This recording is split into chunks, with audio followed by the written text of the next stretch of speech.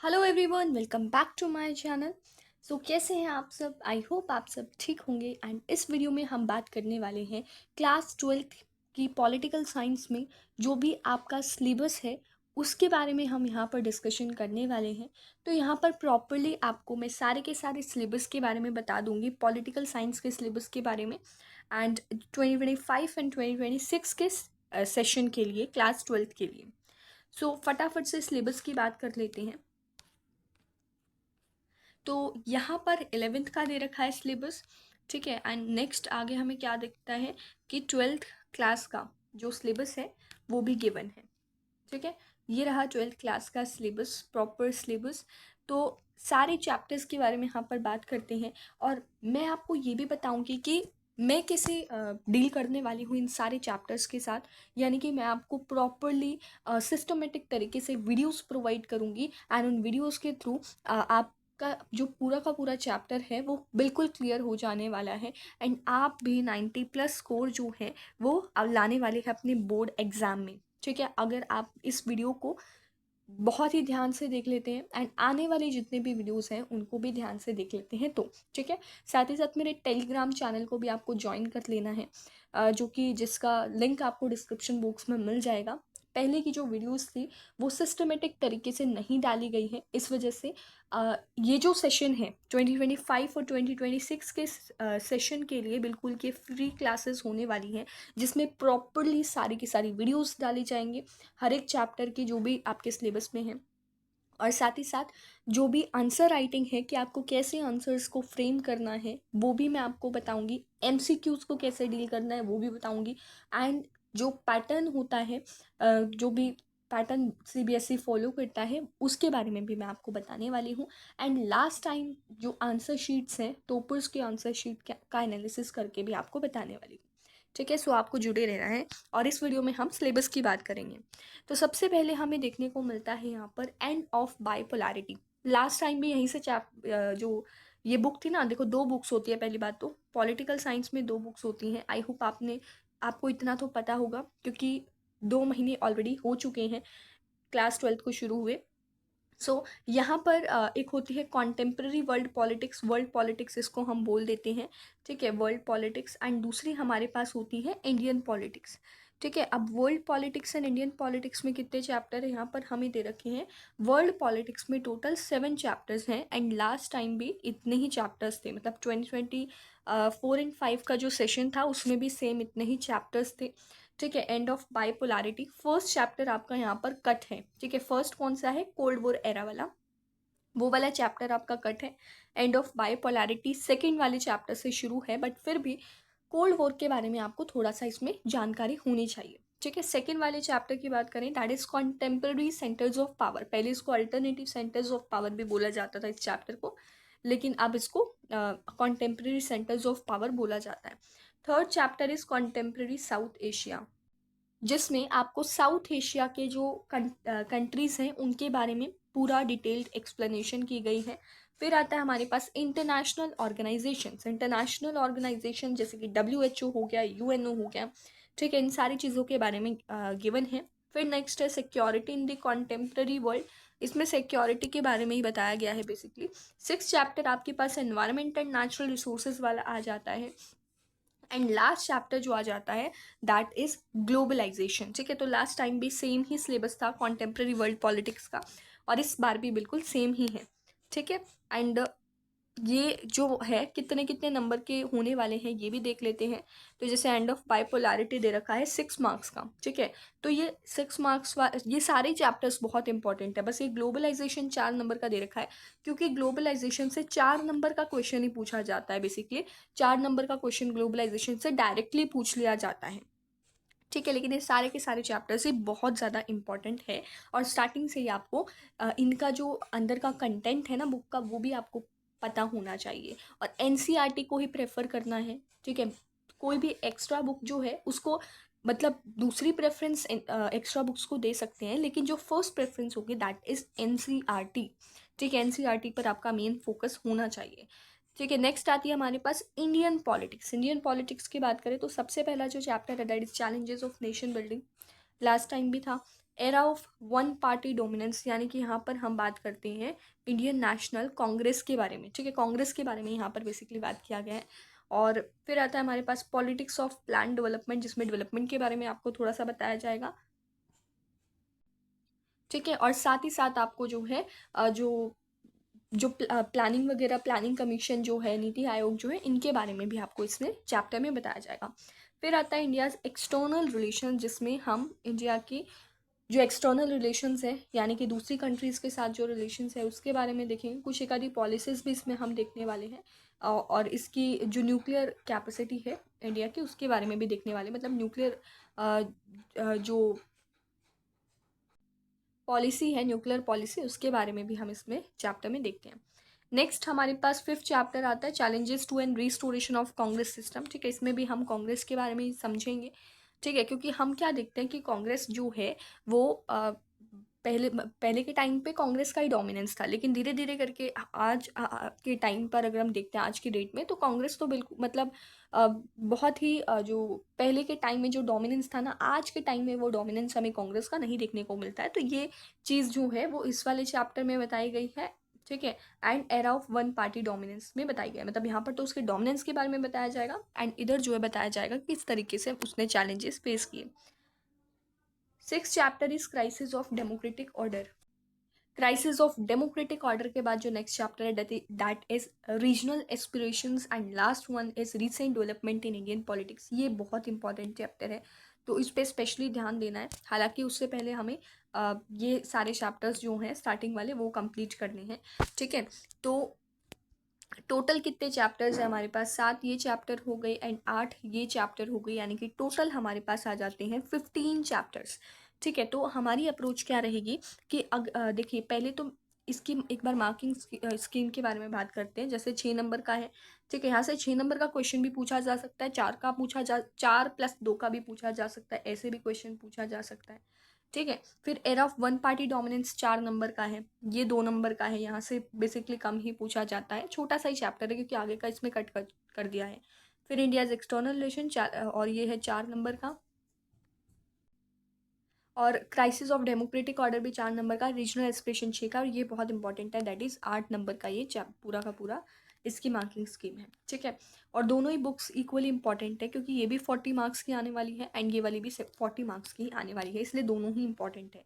एक बार अब इसके अंदर के कंटेंट के बारे में भी थोड़ा सा बात कर लेते हैं, तो क्योंकि आपको उससे पता चल जाएगा, अगर आपके पास ओल्ड एनसीईआरटी है तो उससे आपको पता चल जाएगा कि कितना आपको करना है और कितना नहीं करना है, ठीक है। वैसे सारा भी कर लेते हैं तो कोई दिक्कत नहीं है, क्योंकि वो अगर आपको आगे सीयूईटी देना है तो उसके लिए बहुत इंपॉर्टेंट होता है सारा जो जो भी है वो सारा पढ़ना, ठीक है। लेकिन बोर्ड के पर्सपेक्टिव से हम देखें तो बोर्ड के पर्सपेक्टिव से इतना ज़्यादा ब्रॉड हमें पढ़ने की ज़रूरत नहीं होती है, ठीक है। तो उसका देखते हैं, बस ये जो टॉपिक्स हैं ये हमको अच्छे से आने चाहिए। और क्या है, सोवियत यूनियन सिस्टम के बारे में है, ठीक है। गॉर्बेचेव डिसइंटीग्रेशन सेकंड टॉपिक है हमारा, ये हमारा थर्ड टॉपिक है, ये फोर्थ टॉपिक है, ठीक है। फिर यहाँ पर आ जाता है new entities in the world politics, ठीक है, जिसमें Russia, Balkan states and central Asian states के बारे में आता है।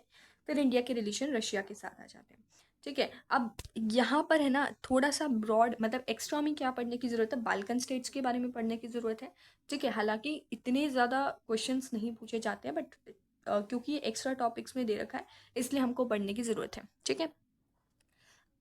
ओके, सो नेक्स्ट हम देखते हैं contemporary centres of power. Contemporary centres of power में हम किस टॉपिक पर किस टॉपिक के बारे में पढ़ेंगे? यूरोपियन यूनियन जो फर्स्ट टॉपिक है, सेकंड है association of south east Asian Nations, ठीक है। फिर आ जाता है चाइना के बारे में, एंड देन आ जाता है Japan and south Korea. Japan and south Korea के बारे में हमको 2 बॉक्सेस में दे रखा है, लास्ट जो पेज है वहाँ पर 2 बॉक्सेस में हमको ये गिवन है। ओके, नेक्स्ट हमारे पास क्या आ जाता है, थर्ड चैप्टर में हमारे पास आ जाता है military and democracy in Pakistan and Bangladesh, ठीक है। ये फर्स्ट टॉपिक जो है उसमें इंट्रोडक्शन दे रखा है साउथ एशिया के बारे में एंड उसके बाद सेकंड टॉपिक में हमको ये वाला देखने को मिलता है। फिर third topic that is monarchy and democracy in Nepal. फिर श्रीलंका के बारे में, इंडिया पाकिस्तान के कॉन्फ्लिक्ट्स, उसके नेबर्स के, एंड पीस एंड कॉपरेशन। तो ये भी पूरा का पूरा चैप्टर ही आने वाला है। नेक्स्ट हमारे पास आता है इंटरनेशनल ऑर्गेनाइजेशन। इंटरनेशनल ऑर्गेनाइजेशंस में एक्स्ट्रा भी पढ़ने की ज़रूरत पड़ती है, और ये भी बहुत ही इंपॉर्टेंट चैप्टर है, ठीक है, तो इंटरनेशनल ऑर्गेनाइजेशंस में देखते हैं क्या क्या टॉपिक्स पर फोकस करना है। सबसे पहले तो इंटरनेशनल ऑर्गेनाइजेशन की मीनिंग के बारे में, फिर यूएन के एवोल्यूशन के बारे में, उसके फंक्शंस के बारे में, उसके ऑर्गन्स के बारे में, ठीक है, फिर रिफॉर्म के बारे में, और दो रिफॉर्म्स यहाँ की स्ट्रक्चर्स की, प्रोसेसेस, जुरिस्डिक्शन की, फिर इंडिया एंड यूएन रिफॉर्म्स और की एजेंसीज। ये जो बॉक्सेस में गिवन है ना, उधर बॉक्सेस में भी कुछ गिवन है, जैसे वर्ल्ड बैंक के बारे में बॉक्स में गिवन होगा, ठीक है, सिमिलरली आईएमएफ के बारे में बॉक्स में गिवन है, ठीक है। बाकी कुछ एनजीओज के बारे में, amnesty international, international sorry human rights watch and IAEA, WTO, ILO, इन सब के बारे में ये जितने भी टॉपिक्स दे रखे ना, सारे के सारे जो हैं उन बॉक्सेस में गिवन है, एनसीईआरटी के बॉक्सेस में गिवन है, ठीक है। तो इंटरनेशनल लेबर ऑर्गेनाइजेशन नहीं है बुक्सेस में गिवन, ठीक है, तो शायद से हो सकता है कि न्यू एनसीईआरटी में हो भी गया हो ऐड, बट ओल्ड एनसीईआरटी में नहीं था। तो कुछ यहाँ के एक्स्ट्रा टॉपिक्स भी हम पढ़ेंगे। फिर नेक्स्ट हमारे पास चैप्टर आता है security in the contemporary world. इसमें सिक्योरिटी के बारे में है, traditional security, known tradition, new sources, cooperative security, India security strategy, यानी कि ये पूरा का पूरा चैप्टर आने वाला है। वैसे तो सारे ही पूरे के पूरे चैप्टर हैं, ये जितने भी दे रखा है ना यहाँ पर वर्ल्ड पॉलिटिक्स में, वो पूरे पूरे चैप्टर ही सब में आने वाले हैं, और कुछ हमें एक्स्ट्रा भी पढ़ने की ज़रूरत है। नेक्स्ट चैप्टर हमारे पास आता है जिसमें ये एनवायरनमेंट एंड नेचुरल रिसोर्सेज वाला, global commons, common but differentiated responsibility, India का stand, environmental movements, resource geopolitics, right of indigenous people, यानी कि ये भी पूरा का पूरा चैप्टर ही आने वाला है। नेक्स्ट हमारे पास ग्लोबलाइजेशन आता है। ग्लोबलाइजेशन बहुत ही छोटा सा चैप्टर है, बहुत इजी चैप्टर है, और मार्क्स गेनिंग भी है, क्योंकि 4 नंबर का तो हमारा यहीं से हो जाएगा, ठीक है। तो ये भी पूरा का पूरा चैप्टर ही आने वाला है। नेक्स्ट अगर हम बात करते हैं इंडियन पॉलिटिक्स की, तो इंडियन पॉलिटिक्स में फर्स्ट चैप्टर के बारे में है। फर्स्ट चैप्टर में ये सारे के सारे टॉपिक्स जो दे रखे हैं ना, वो सब के सब ही एनसीईआरटी में हैं, तो ये एज इट इज़ आपको सारे के सारे टॉपिक्स पर ध्यान देना है।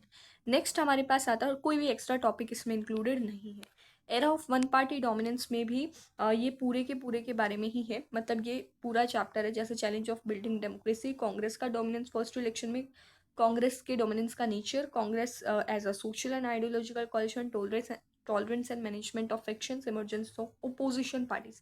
ये वाला जो लास्ट वाला जो टॉपिक है ना, इमरजेंस ऑफ अपोजिशन पार्टीज, इसमें काफ़ी सारी पार्टीज आ जाती हैं, जैसे भारतीय जनसंघ आ जाता है, उनके बारे में गिवन है एनसीईआरटी में, स्वतंत्र पार्टी के बारे में आ जाता है, ठीक है। तो इस तरीके से वहाँ पर कम्युनिस्ट पार्टी हो गई, तो 3-4 पार्टीज जो है वहाँ पर, सोशलिस्ट पार्टी, ये कुछ पार्टीज ऐसी हैं जो वहाँ पर गिवन है। तो इनके बारे में पूरा एक सिंगल सिंगल पूरा एक पेज देखने को मिलेगा, एक इसके ऊपर, एक इसके ऊपर, एक इसके ऊपर, तो ये भी आपको याद करना है, इसके इंपॉर्टेंट पॉइंट्स भी याद करने हैं, ठीक है। फिर नेक्स्ट हमारे पास आता है पॉलिटिक्स ऑफ प्लांट डेवलपमेंट। ये वाला जो चैप्टर है वो बहुत ही बड़ा चैप्टर है था, मतलब, लेकिन अब इसमें जो है उसको आधा कर दिया गया है, बिल्कुल आधे से भी कम कर दिया गया है, क्योंकि ये 2 नंबर का ही आ रहा है बस। इसमें जो है स्टार्टिंग के 2-3 पेज ही इंक्लूडेड हैं, ठीक है। ये ideas of development, planning commission के बारे में, यहाँ पर प्लानिंग कमीशन के बारे में थोड़ा सा एक्स्ट्रा पढ़ना पड़ेगा। अर्ली इनिशिएटिव्स में first 5 year plan and rapid industrialisation, ठीक है। यहाँ तक रैपिड इंडस्ट्रियलाइजेशन तक चैप्टर है, उसके बाद आगे का जितना भी चैप्टर दे रखा है ना, वो सबका सब कट है, ठीक है। फिर आता है यहाँ पर India's external relation, international context, policy of non alignment, और नेहरू का जवाहरलाल नेहरू का role, distance between two camps, Afro-Asian unity, peace and conflict with China, ठीक है। चाइना के साथ जो वॉर हुई थी, बांग्लादेश के साथ जो वॉर हुई थी, पाकिस्तान के साथ जो वॉर हुई थी, और इंडिया की न्यूक्लियर पॉलिसी, ये भी पूरा का पूरा चैप्टर ही आने वाला है। फिर आता है फिफ्थ चैप्टर जो है वो है challenges to and restoration of Congress system. तो इसमें जो है टॉपिक्स वो है challenge of political succession, Nehru के बाद शास्त्री जी के बाद इंदिरा गांधी, एंड उसके बाद जो है 1967 के जनरल इलेक्शन, ठीक है, डिफेक्शन, कॉलिशन, और split in Congress, Indira versus syndicate. तो ये भी पूरा का पूरा चैप्टर ही आने वाला है, ठीक है। नेक्स्ट हमारे पास क्राइसिस ऑफ डेमोक्रेटिक ऑर्डर है। तो क्राइसिस ऑफ डेमोक्रेटिक ऑर्डर में इमरजेंसी के बारे में बता रखा है, जो इमरजेंसी लगी थी, ठीक है, बैकग्राउंड बता रखा है इमरजेंसी का, गुजरात और बिहार के मूवमेंट, जुडिशरी के साथ कॉन्फ्लिक्ट। तो ये भी पूरा का पूरा चैप्टर ही आने वाला है, lessons of emergency and legacy, तो ये पूरा का पूरा चैप्टर ही आने वाला है।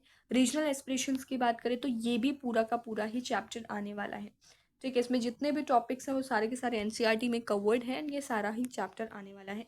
नेक्स्ट और लास्ट की चैप्टर की बात करते हैं, तो ये बहुत इंपॉर्टेंट चैप्टर है और इसमें भी ये जितने भी टॉपिक्स दे रखे ना, ये जितने भी टॉपिक्स दे रखे सबके सब एनसीईआरटी में, यानी कि ये भी पूरा का पूरा चैप्टर ही आने वाला है।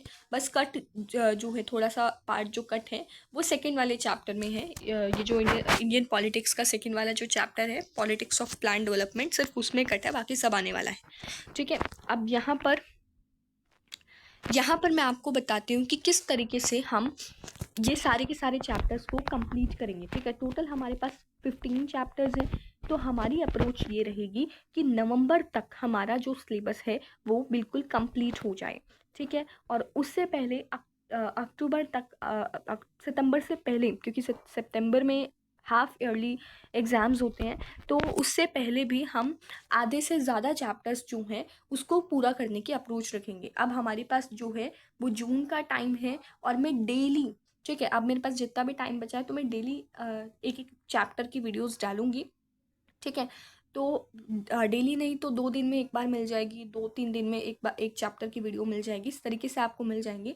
एंड वो होंगी वन शॉट वीडियोस। तो वो वन शॉट वीडियोस आपको देखनी है, ठीक है, जिसमें 1.5 से लेकर 2 घंटे के बीच में हम पूरे के पूरे चैप्टर को कंप्लीट कर देंगे। और साथ ही साथ है ना, मैं कुछ अपने जो नोट्स है उसको टेलीग्राम चैनल पर शेयर कर दूंगी, तो वो आपको ज़रूर से देख लेने हैं। ठीक है, ताकि और सिमिलर नोट्स नहीं बनाने हैं। ठीक है, सेम टू सेम नोट्स नहीं बनाने हैं, खुद से बनाने हैं।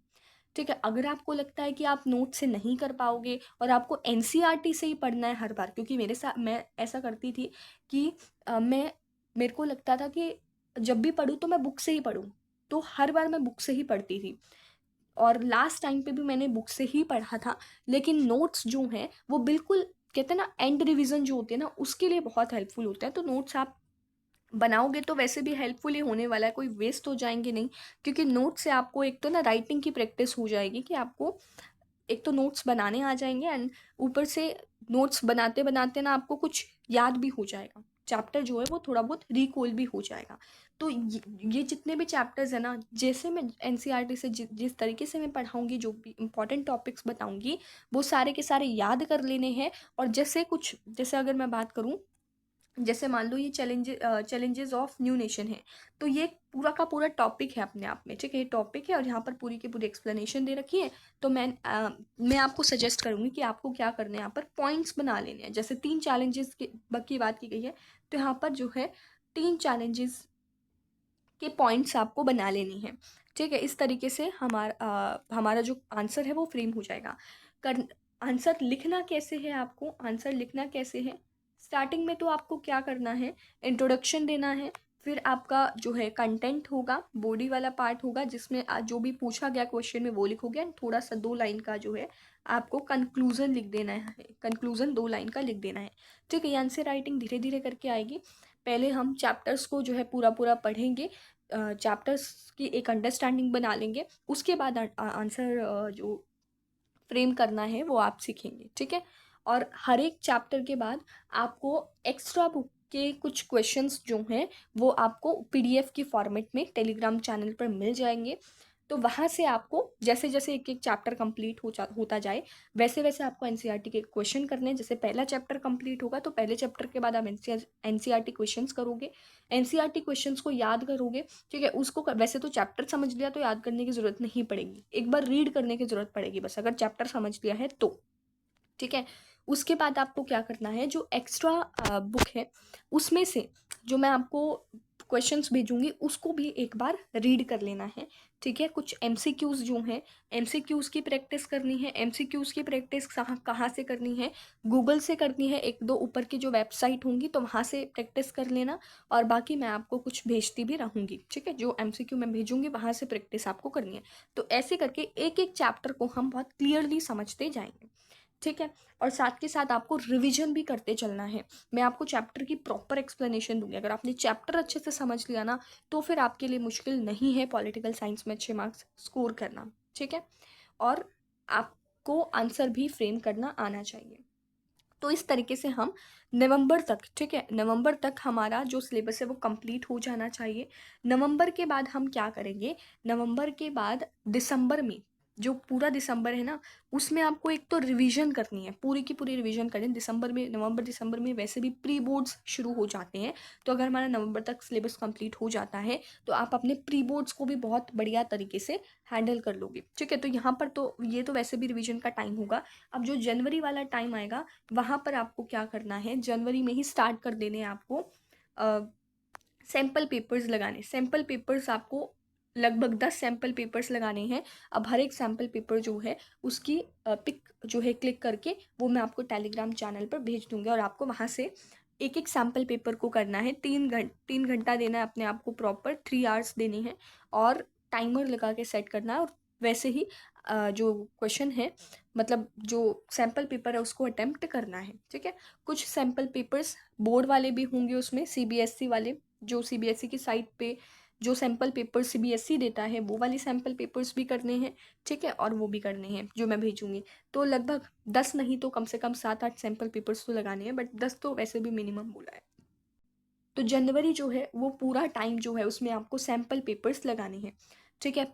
सिर्फ सैम्पल पेपर्स नहीं लगाने, कहीं आप सैम्पल पेपर्स ही लगाने में लगे रहो, रिवीजन भी करनी है साथ के साथ। अब जब मैं चैप्टर पढ़ा दूंगी तो रिवीजन करना आपकी जिम्मेवारी होगी, ठीक है। आपको करनी है जनवरी और फरवरी, ठीक है, क्योंकि फैब का तो बहुत थोड़ा सा ही टाइम होता है। नवंबर दिसंबर में वैसे ही आपकी रिवीजन हो जाएगी, और बाकी जो टाइम बचेगा ना जनवरी वाला, उसमें आपको सैम्पल पेपर्स भी लगाते रहने हैं, ठीक है, और साथ के साथ रिवीजन भी करते रहना है। तो एक महीने में 10 सैम्पल पेपर लगा लोगे आप लोग, और साथ के साथ आपको रिवीजन भी करते रहना है। एक एक चैप्टर की जो है रिवीजन बुक से रिवीजन करनी है, एनसीईआरटी बुक से रिवीजन करनी है, ठीक है। और सैम्पल पेपर लगाते रहोगे तो वैसे ही आंसर राइटिंग जो प्रैक्टिस है वो आपकी होती रहेगी, ठीक है। तो ये था हमारी अप्रोच कि किस तरीके से हम ये जो 2025 एंड 2026 वाला सेशन है उसमें हम सारे के सारे चैप्टर्स किस तरीके से कंप्लीट करने वाले हैं, कितने टाइम में कंप्लीट करने वाले हैं। आई होप आप सबको समझ में आ गया होगा। और अगर अभी भी आपने कुछ स्टार्ट नहीं किया है तो आप मेरे साथ जुड़ सकते हैं, क्योंकि मैं अभी मतलब 1-2 दिन में ही जो वीडियोस हैं वो सारी की सारी प्रॉपरली डालना शुरू कर दूंगी। तो आपको वहाँ से देखना है, चैप्टर को समझना है, और फिर आपको कोई नहीं रोक सकता 90+ स्कोर करने में, ठीक है।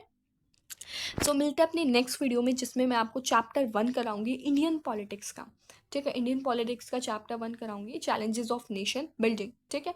तो इस तरीके से कर करके हम सारे के सारे चैप्टर्स को कंप्लीट कर देंगे। हो सकता है एक महीने में 4 चैप्टर हों, 5 चैप्टर हों, इस तरीके से कंप्लीट करेंगे, ठीक है। ओके, सो मिलते हैं अपनी नेक्स्ट वीडियो में। Thank you.